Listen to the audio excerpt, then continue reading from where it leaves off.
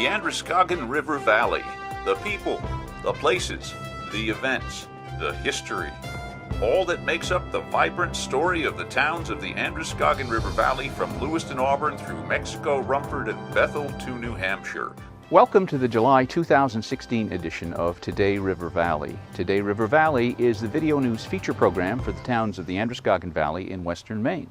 My name is Phil Blampede. I am the host and producer of the program. Well, in this edition, we're going to be looking at the phenomenon of the fairs, festivals, shows, and events that are held all over the state of Maine at this time of year. It takes a lot of work for a community to put on an event like that. Why do you think they do it? We're going to ask that question and talk to a couple of people who will try to explain exactly why they want to put on an event, a fair, a festival every single year. We're also going to be going back to The Corner, the great storytelling event that takes place every month in Lewiston, Maine. We're going to be hearing from a very interesting storyteller who has a somewhat embarrassing story to tell, but it's funny in the end. Wait till you hear. We'll be right back after a few messages from local businesses. Maurice Restaurant on Main Street in South Paris. The incomparable flavors of French and continental cooking tailored to the hearty American appetite. Generous shrimp cocktail, escargot, chicken chablis, baked stuffed haddock, topped sirloin with shiitake mushrooms, French onion soup, corned beef Reuben, and a chocolate mousse parfait. Maurice Restaurant, open Tuesday to Saturday and for Sunday brunch. The Jolly Drayman Pub and the Briarley Inn, a gracious inn in Bethel, Maine with an authentic British pub featuring classic pub fare. This is Helena at the Jolly Drayman Briarley Inn. Stop by, come to see us. Looking forward to your visit.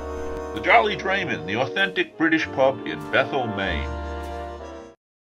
If your shoes don't feel right or your feet hurt, don't ignore the warning signs. Visit Pine Tree Orthopedic Lab in Livermore Falls, the leading provider of corrective shoes and accessories in Maine. Foot problems can lead to pain in the knee, hip, and back. At Pine Tree Orthopedic Lab, we design footwear to relieve pain or discomfort from disease, overuse, or congenital conditions. In our retail showroom, there are 4 certified pet orthotists who provide your initial foot exam at no charge. All manufacturing of your custom footwear, orthotics, and braces is done on site. Hi, I'm Bruce McDonald, president of Pine Tree Orthopedic Lab, and I'd like to invite you to come to the most unique shoe store in Maine, where we are the foot comfort specialists. Don't ignore that discomfort. Pine Tree Orthopedic Lab, open Monday through Friday 8 to 5, Saturday 8 to 2.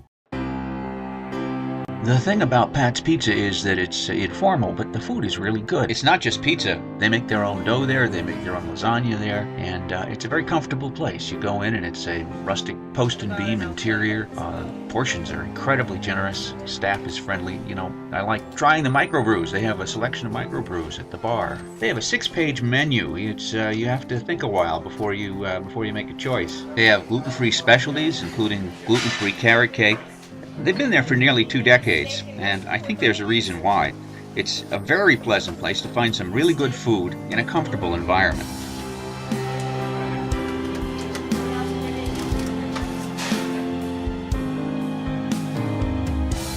Pat's Pizza, it's not just pizza. Visit us soon on Route 2 in Bethel. Call ahead for takeout at 824-3637 and like us on Facebook.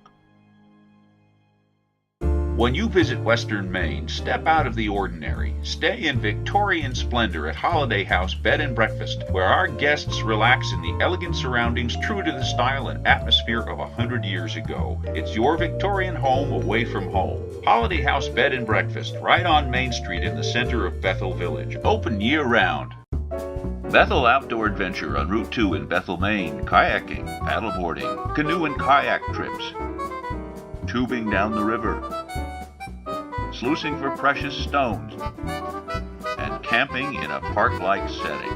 What we offer here is family-friendly adventure in a stunningly beautiful location. We're in the mountains of western Maine. We're on the shores of the Androscoggin River. It is really a beautiful, beautiful place for you to come and recreate.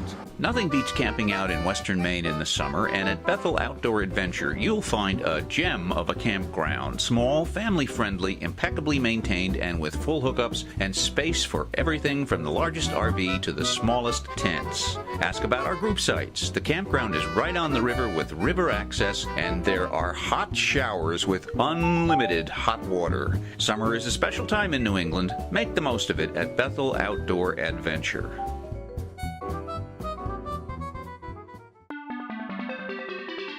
This is Today River Valley, the video news feature program for the Androscoggin River Valley in western Maine. The following story is sponsored by Bartash on Congress Street in Rumford, Maine, your best source for wine, including wine made in Maine, gifts, and Maine-made products. Open 6 days a week, Monday through Saturday.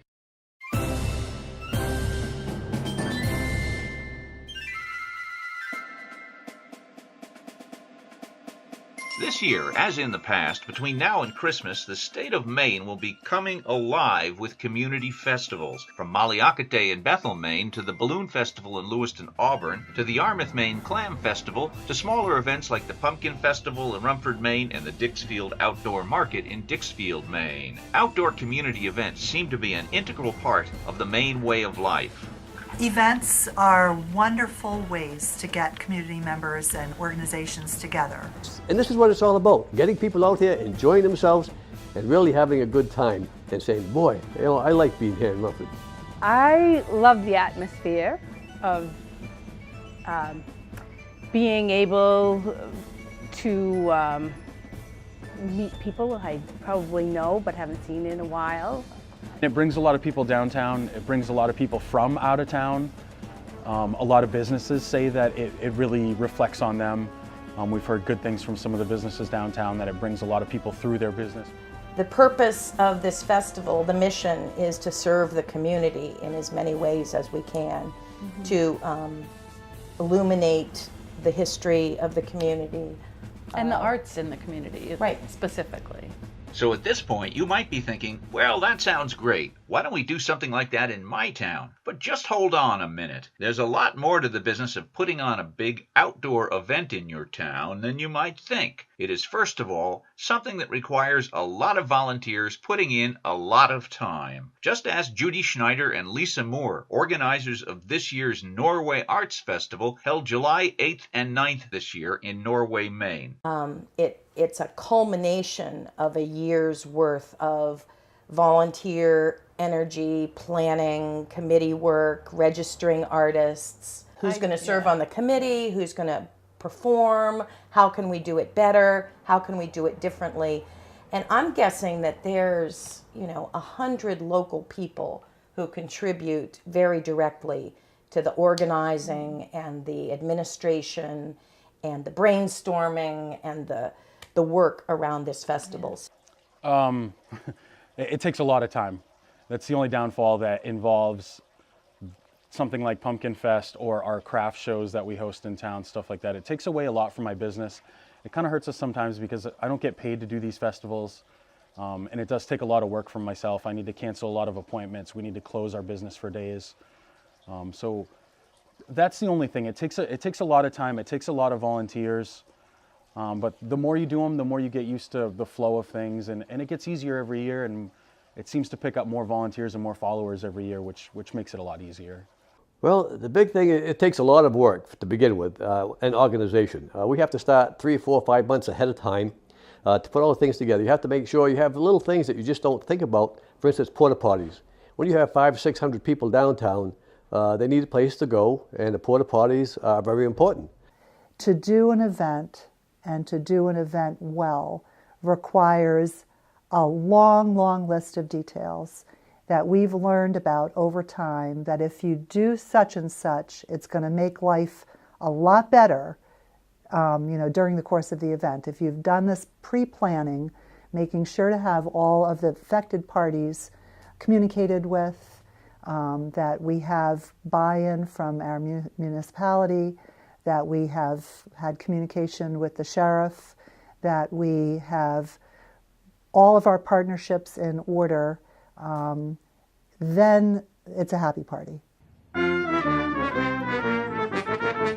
If it's so much work, why do so many communities hold big outdoor events every year? Are they just a big party for the community to enjoy, or are they something more? In our next segment, we'll look at some of the benefits organizers hope that big outdoor events will bring to a town.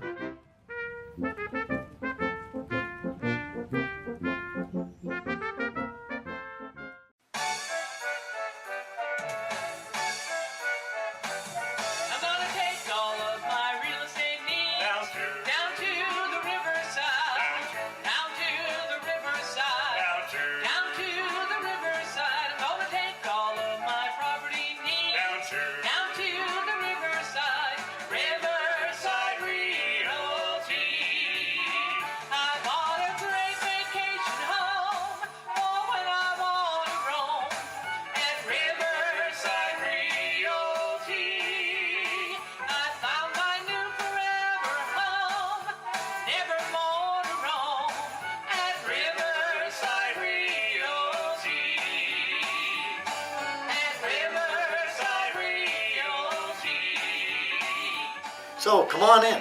Let us open new doors for you. After all, we are the people-pleasing agency serving all your real estate needs.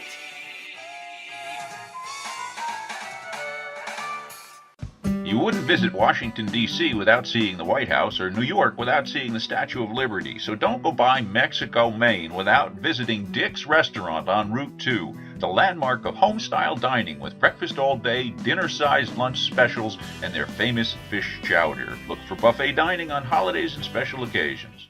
Looking for a convenient and inexpensive place to stay in Western Maine? Visit the Paris Inn Motel, located conveniently on Route 26 in South Paris, a short drive from the Oxford Casino and the attractions of the Bethel area. Newly renovated rooms, open year-round.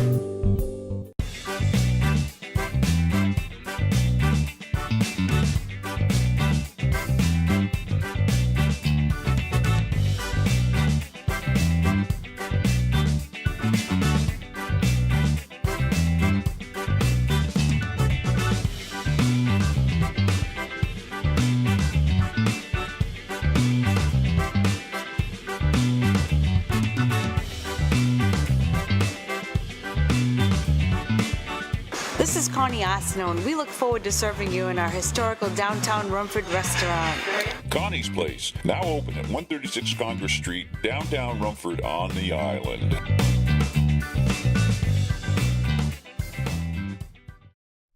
Let's look at Turner, Maine, a town with a country feel, located just north of Lewiston, Auburn. Centered on busy Route 4 is a vibrant business community with numerous stores and services. Let's take a look at some of them. Looking for an inexpensive but reliable used car?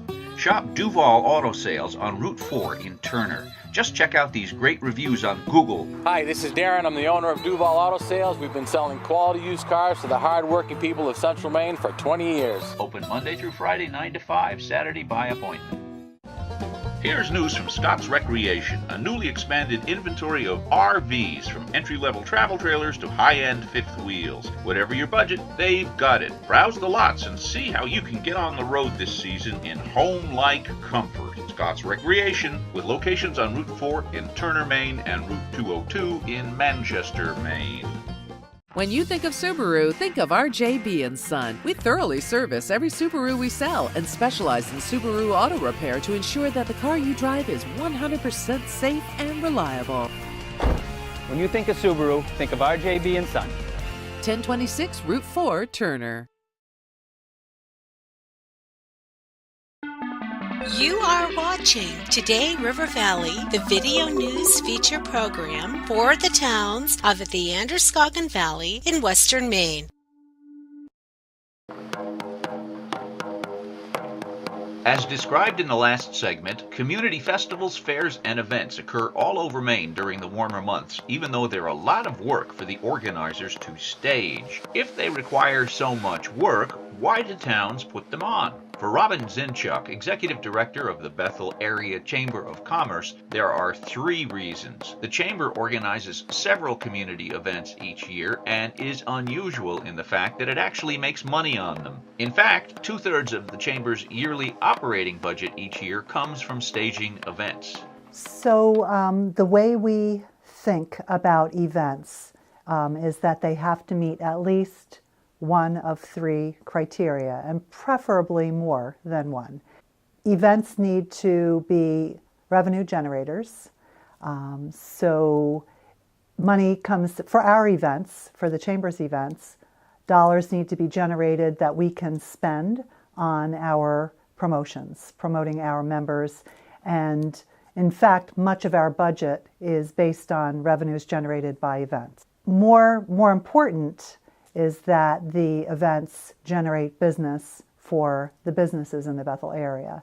A third goal, which is actually a really important goal and has proven to have tremendous long-term benefits, is that events are publicity stunts.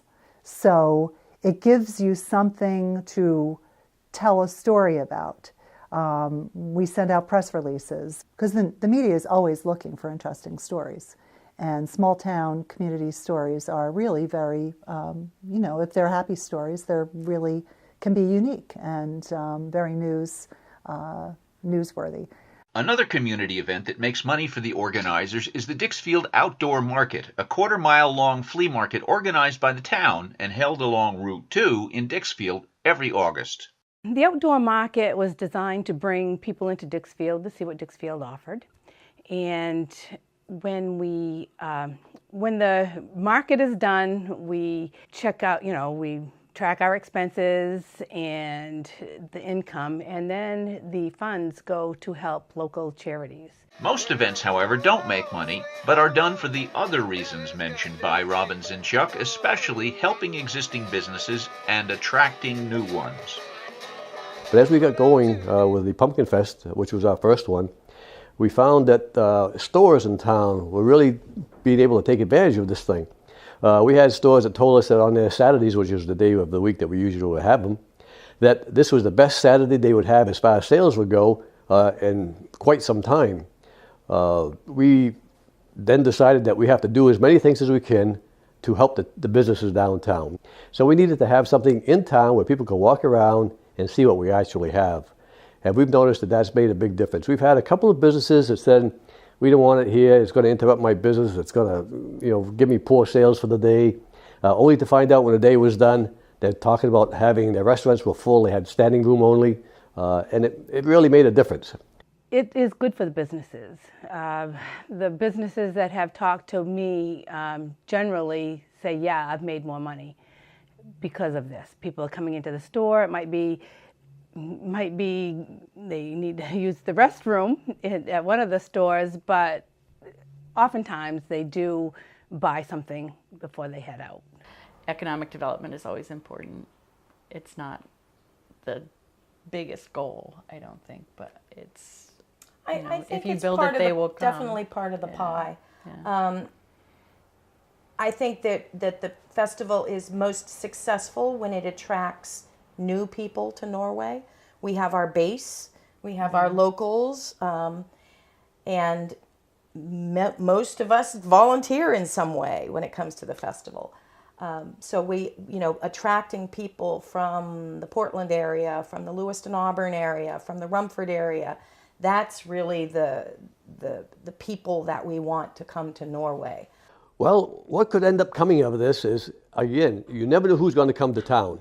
You could get somebody that might be on vacation, they happen to see something going on, might have deep pockets. They come in and say, wait, what a nice town. Look at the activity, the community involvement and so forth. This may be a place that I'd like to open up my own a nice little store here somewhere. So, it could eventually have a new business, a new tax base, create some new jobs. You just never know what's going to come with something like this. The one thing you can be sure of, if you don't do something like this, nothing is going to happen. There was also the year that we decided to go ahead despite some rain warnings. And the festival, everybody has to set up on the street by 9 o'clock. So you've got to have your booth set up at 9 o'clock. Now the sky looked a little gray at 6 o'clock, a little darker at 7, and at 9:15 the heavens opened, and it didn't rain, it was torrential downpours until maybe 1 o'clock. Everyone was pretty unhappy. Soaked. That's always a big anxiety. I remember as a child with my mother going, "What's the weather? What's the weather? Oh my God, should we postpone it till Sunday because we do have a rain date?"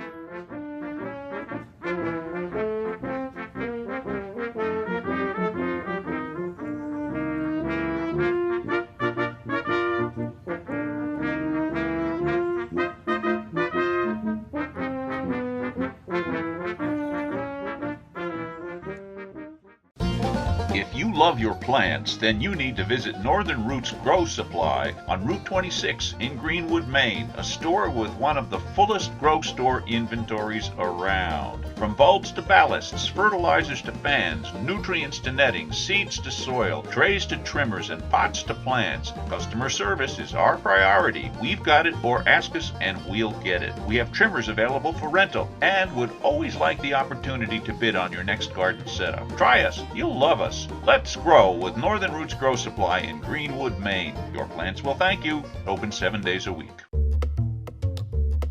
Don't drag your wash all over the place. If you're in Western Maine, you have two great places to get your clothes clean. The M&K Laundromat on Route 2 in Mexico, right next to Far East Restaurant, and the Quick Clean Laundromat in Bethel at the corner of Railroad Street and Main Street, just a few steps away from Bethel Village. The M&K is new, clean, and bright, equipped with everything from inexpensive single-load machines to large-load machines to do your whole wash at once. There are plenty of dryers, so there's no waiting when your wash is done. There's a restroom for your comfort and convenience. Both our Mexico and Bethel locations have a complete security system with video cameras to ensure our laundromats are safe for you and all the items in your laundry. If you don't want to do the wash yourself, consider our drop-off service. Enjoy our Wi-Fi as you do your wash. Mexico is open from 5 a.m. for your convenience. Bethel is open 24 hours, 7 days a week.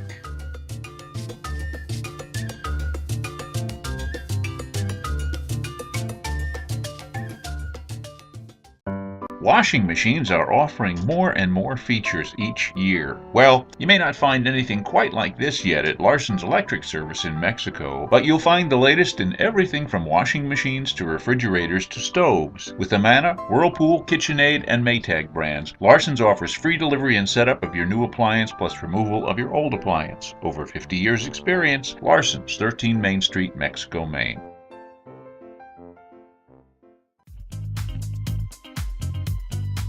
A local hub in the historic village of Norway, Cafe Nomad offers breakfast and lunch, sourcing fresh local ingredients when available, serving Carabasset coffee, and we have a great wine and beer selection. Hi, this is Alyssa, manager at Cafe Nomad.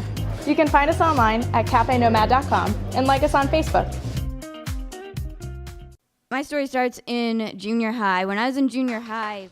My great escape story is actually... strong opinions about things, and I was also really... So in the 1990s, I had a job in the film industry. We've all had interesting things happen to us, but you've probably noticed it isn't always easy to make them sound as interesting when you recount the story later. Storytelling is an art and a skill, and now there's a regular monthly event in Lewiston, Maine, dedicated to giving storytellers a chance to share their stories and improve their storytelling skills. Welcome to The Corner.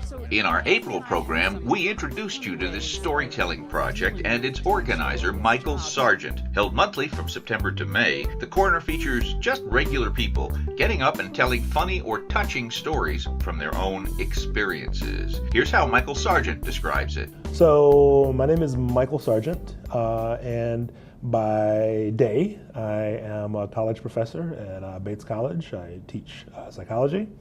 By night, I lead a monthly storytelling event known as The Corner. For anyone who is familiar with The Moth from National Public Radio, The Corner is very similar in its model to that, but we have it right here in Lewiston, Maine. At The Corner, every person tells a 5-minute first-person story, and they do this without notes.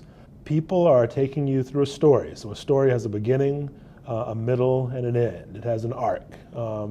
And the goal is to actually transport the people in the audience, sort of metaphorically, out of the place that they're in, into the setting of your story, and to do that just with your words. And let's please welcome Dina Frankel from Vermont.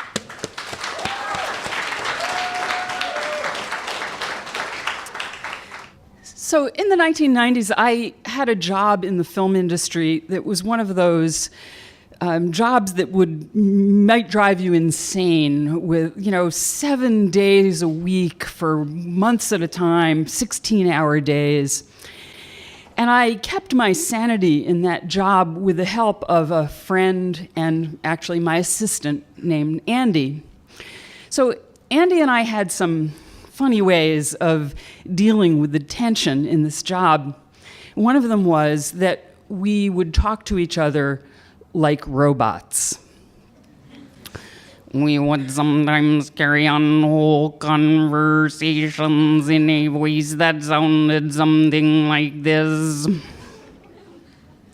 So one afternoon, Andy and I were in our office, which was in a performing arts center, dealing with a crisis that had to do with getting a film through customs into the United States. And after 2 really tense hours on the telephone in these transatlantic, multilingual, angry telephone calls, the problem got resolved. And the 2 of us got up and walked out of our office talking to each other in the robot voices. Well, we thought there was no one around. We wouldn't have been talking to each other like this if there had been. But we came around a corner and just about ran into this tall, gray-haired man neither of us had ever seen before. He was wearing a jacket and an ascot, and he had a very shocked look on his face, which I took to be his judgment on having heard us acting so silly. So I did the thing that any sensible person would do in this situation. I talked to him in the robot voice. Good afternoon, sir. Can we help you? He did not respond positively to this. His look went from shock to disgust, and he almost literally pushed me out of the way and walked down the hall without saying a word. Well, I realized I had offended him, and I called after him, "Wait, sir, I'm sorry." But he ignored me, and he kept on walking.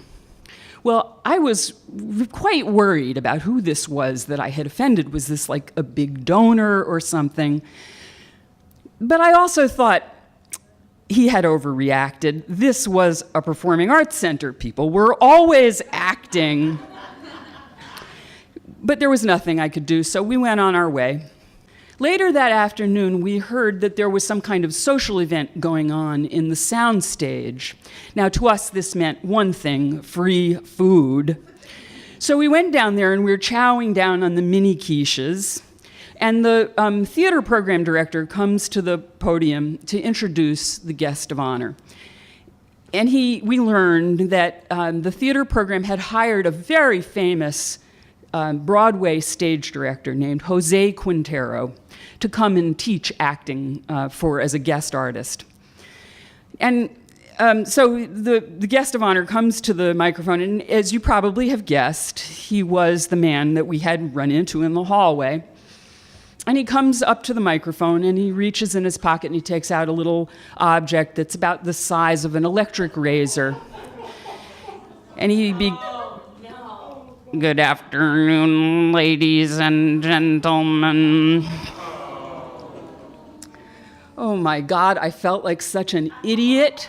He had had throat cancer and had had his voice box removed. So the whole time he's talking, my face is just beet red and hot with embarrassment. But after he gets finished, I go to find him to apologize. He's talking to a group of students, and he does not look happy to see me at all. But I waited my turn, and then I groveled.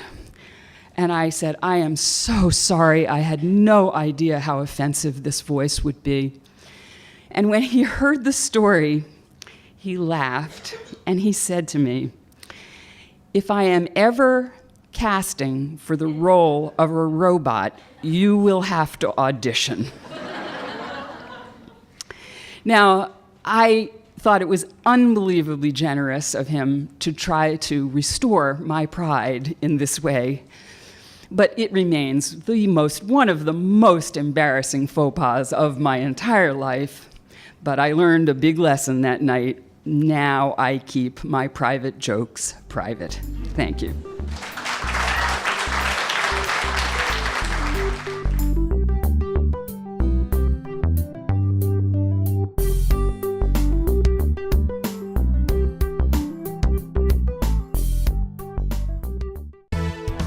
Well, that's it for the July 2016 edition of Today River Valley. This is Phil Blampede, the host and producer of the program. Hope you enjoyed it. Enjoy the nice weather. See you next month.